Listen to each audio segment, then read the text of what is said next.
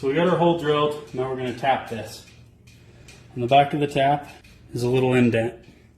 This is called a live center. It spins. So we're going to push this guy up here. We're going to lock it down, and we're going to put some pressure on it. Okay, we got some pressure on it.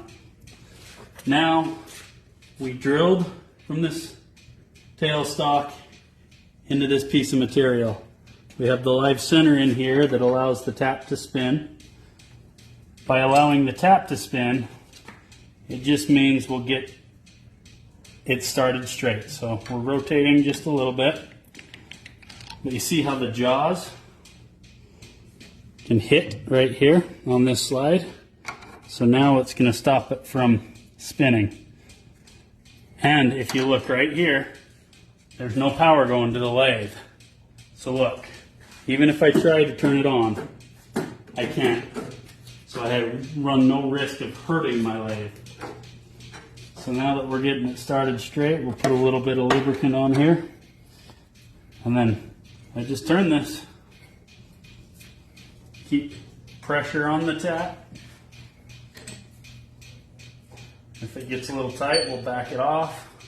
We'll break the chip. Once it's tapped, we'll thread this eye in, and then we'll flip it around to the other side. So now that we got this tapped and threaded, and our heim fits in really good,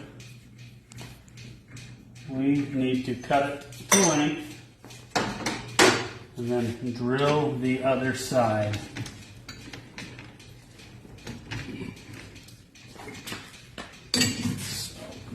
Pull this out.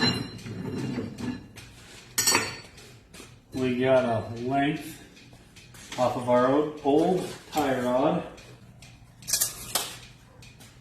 We will cut it, clean the paint off, drill it and tap it, and then we'll be done.